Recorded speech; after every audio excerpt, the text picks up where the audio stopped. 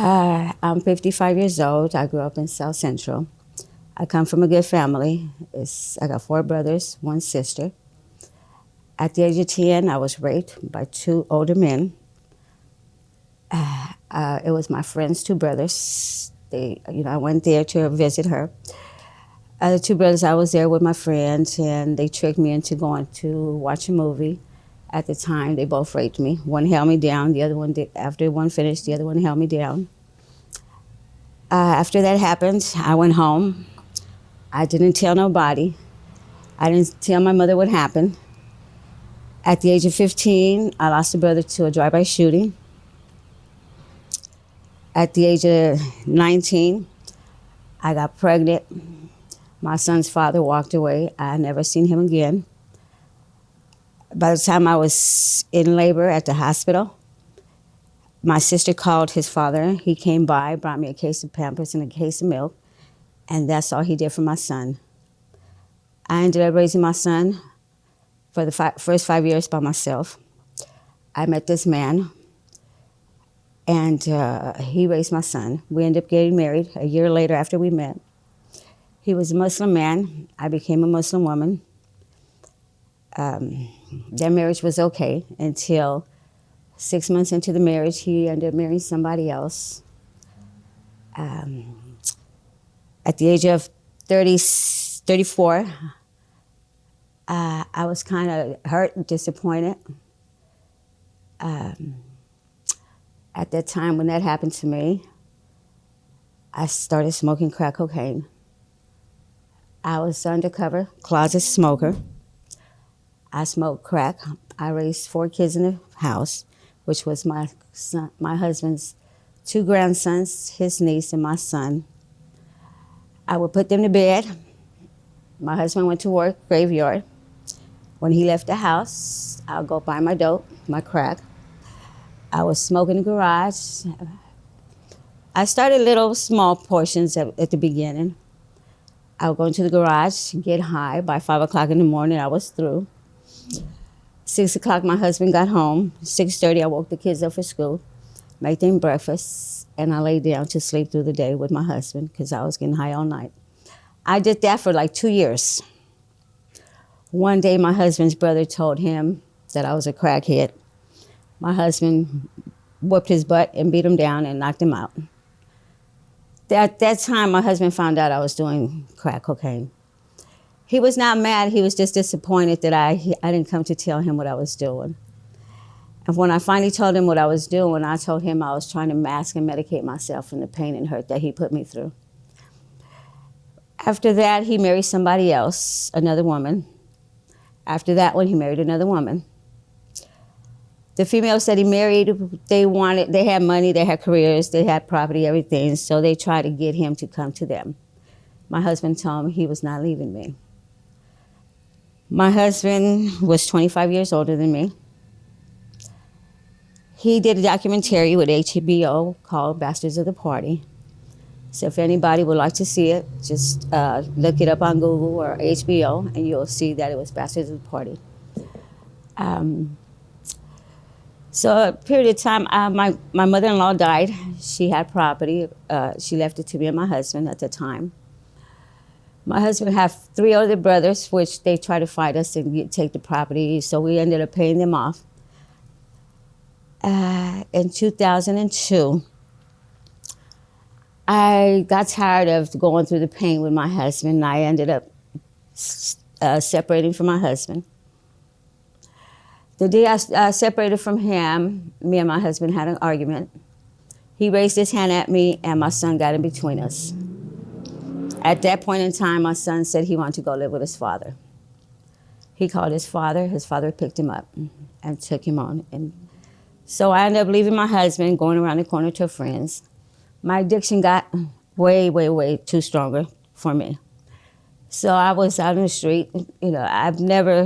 One thing about me that my husband told me, don't ever lose your morals, your respect, and your integrity. I can say for myself as a crackhead, an addict, I've never traded sex for drugs. I learned how to buy dope and sell dope and smoke at the same time to keep my addiction going. I ended up in a program. When I went to the program, I had a dream that it was a woman living in my house that I left with my husband. I left the program, and when I got to the house, my dream was true. It was a woman living in my house. Mind you, I was separated already, but at that time, I felt that he was still my husband. We was legally married, so I told the woman to leave my house. She didn't want to leave, so I had to drag her out the house. The same woman that I was living in my house came back again. I went to visit my husband because he had asthma and things like that, health issues. So I went there to visit my husband. She was there. I went to the garage. I got a gun. I kicked the door in, and I pointed to her, and I told her, did not tell you not to come back to my property, that you would not like the consequences. When I pointed the gun, she took off running. Me and my husband struggled for the gun. It shot up in the air. Luckily, there was nobody living upstairs in the apartment. After that, I left again. I didn't go back. My husband calls me and tells me he wants to sell the property. He ends up selling the property and buys a condominium in Inglewood, California. He tells me, come on home. I will stop doing what I'm doing. And so I had to think about it. A week later, I told him, okay, I will come back. The first day I showed up at the house, at the condo, first thing, the phone rings. It's a woman calling my husband. So I told him, you lied to me. I grabbed a backpack and left everything behind, and I left. I never turned back.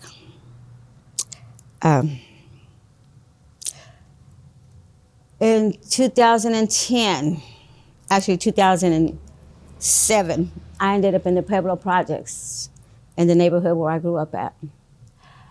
My addiction got stronger. I started selling drugs to keep up my addiction. I ended up renting a room in Huntington Park, $1,500 a month, which I supplied my own drug habit, sold drugs, and paid my rent by myself. I was in the Pueblo Projects 3 years doing me. In 2010, I get a call that my son got killed in a he got shot in a drive-by shooting. Excuse me if I get sentimental because I don't want to feel the pain. So I get the call, and his dad tells me that he got shot. I call my husband shows up, picks me up. I tell his father that I'm on my way. By the time I got to the hospital in Torrance, UCLA, my husband had passed, and my son had passed already. His father who raised him and his wife took my legal rights. They signed the paperwork that they were the parents, the legal parents. So when I got there, I tried to get information. They wouldn't give me no information. They would not allow me to see my son or view it anything. So I had a nervous breakdown. Me and my husband left.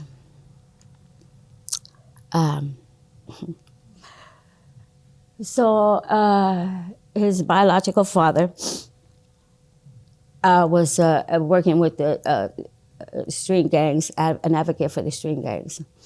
He got the information that my son got killed. He contacts me, contacts me, and tells me. And I told him I already knew. He takes an insurance policy out of my son for $20,000 and kept the money, which it kind of bothered me, kept the money, which I wasn't in for the money, it was my son. I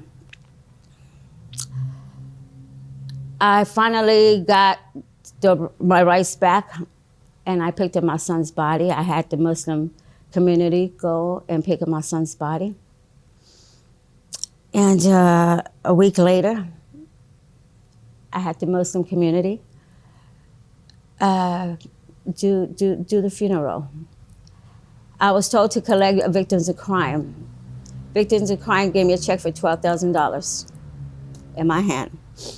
I transferred the check over to the Muslim community, which paid for all the services and everything. The services cost me $9,000, so I donated the $3,000 to the community, for the Muslims, for their help, for their assistance.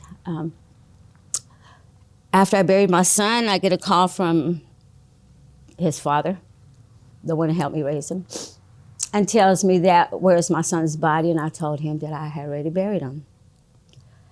He was highly upset with me, and he had a closed casket. I had a burial for my son, separate from what I had for my son. After that, a year and a half later, he passes away from colon cancer. When I went to try to retrieve my son's belongings, his graduation, his diploma and everything that my son had, they had got rid of everything, which I ended up with nothing of my son. All I had was memories of my son. I stayed clean for 12 years, and then I relapsed again.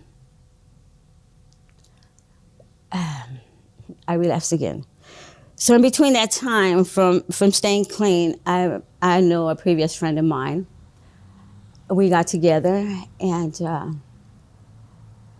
I ended up getting me a place. I wanted to leave Los Angeles. I ended up getting a place in Palmdale.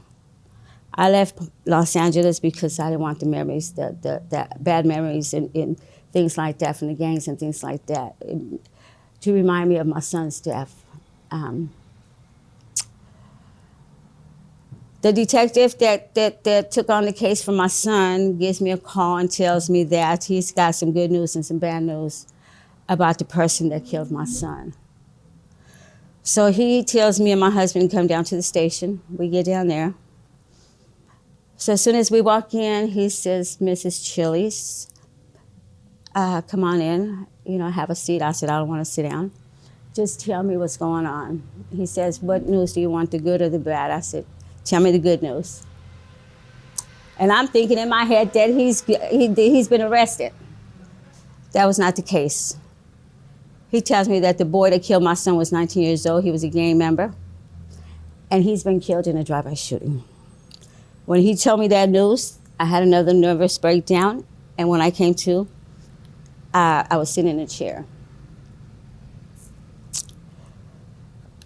When I came to, I asked him what happened. He told me again, and I said, "Thank God, Allahu Akbar, Alhamdulillah." I said I didn't want to go through the pain and everything all over again, the trial and everything, going through it, if the boy was arrested. So that kind of gave me a relief.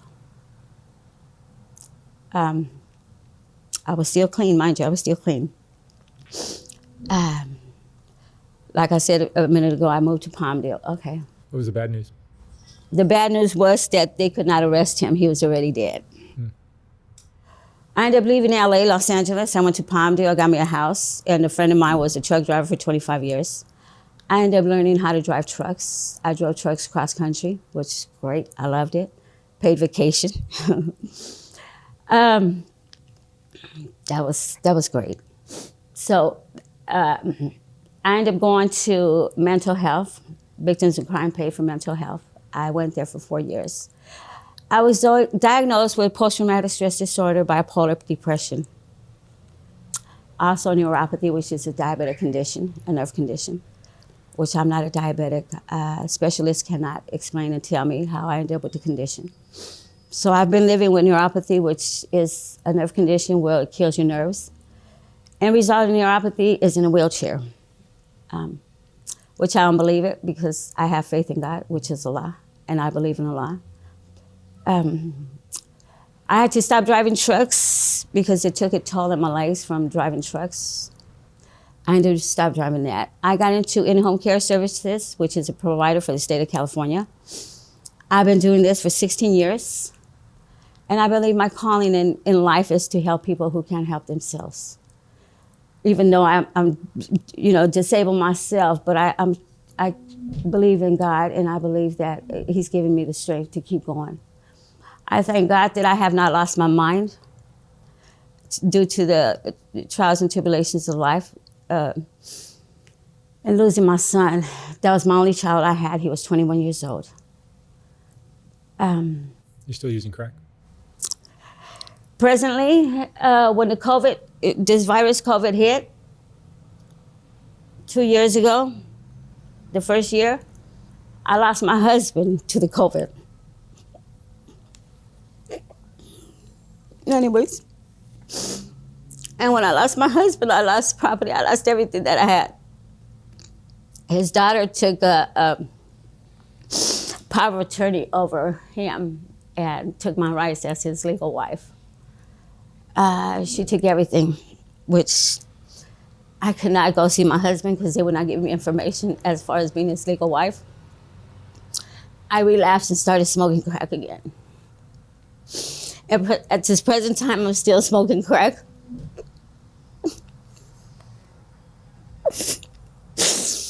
Trying to mask the pain and hurt that I have, that I've been going through for years. Thank you. Trying to mask this pain and hurt. When I get high, I don't feel the pain. I don't feel the hurts. I don't feel nothing. It medicates me. Which, y'all excuse me, I'm doing it now. I have not had one this morning, but I'm planning to go get me one after I finish. So when my husband died, I ended up in a homeless program, which presently that's where I'm at now. I went through HOPEX, a homeless program. I stayed there. I ended up having a physical fight with my roommate. She came in drunk one day, pushed me, so I had to put my hands on her. I got put out. She got moved to another place. I ended up in another place, another house, to another homeless program. I got put out there for a bottle of wine that I got, it was a gift for my birthday, so I got put out there. They wouldn't help me, so I ended up in a hotel room for 6 months, paying out of my own pocket. Mind you, I still work. I have a job. I'm still doing in-home care. I ended up meeting this guy. The past 10 months, I ended up meeting this guy. He has a Section 8 voucher. I moved in with him in order to stop paying $120 a night out of my pocket. Everything was good at the beginning.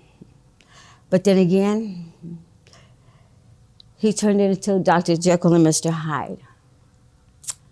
This person tried to kill me with a metal pipe. This happened in February, at the end of February. He beat me to where he cracked my head open. He fractured my left hand, my wrist, and my hand.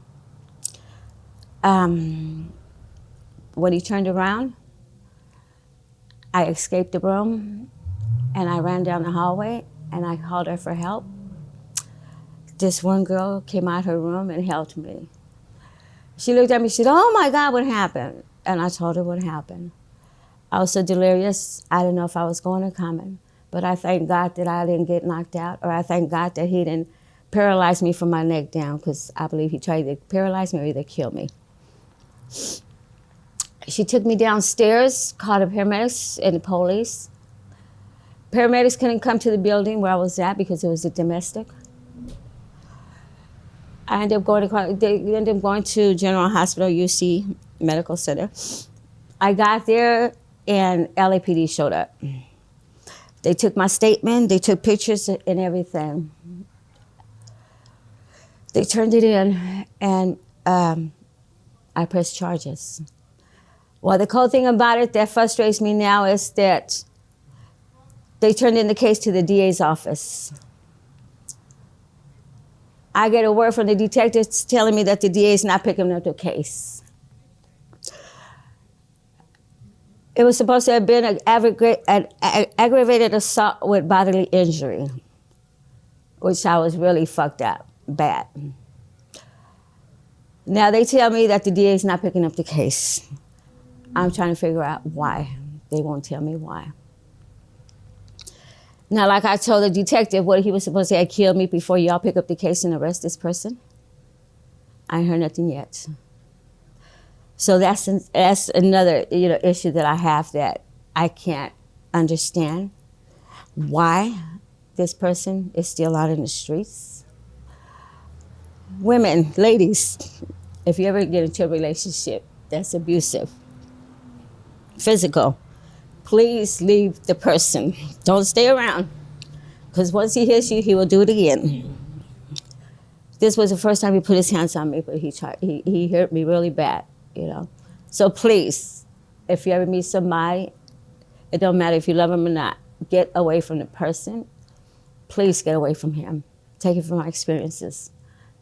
I thank God that I'm still here and I'm breathing. I'm okay. But I don't understand why the city of Los Angeles will not pick up this guy and put him in jail. I don't want him to do this thing, what he did to me, to somebody else, because I know he will.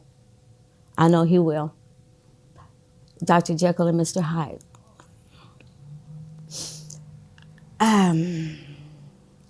So now I'm in a shelter, like I said. I got approved for my Section 8 voucher. I'm just waiting for them to give me my voucher in my hand. Once I get my voucher in my hand, I'm moving back to Palmdale. I got plans and goals.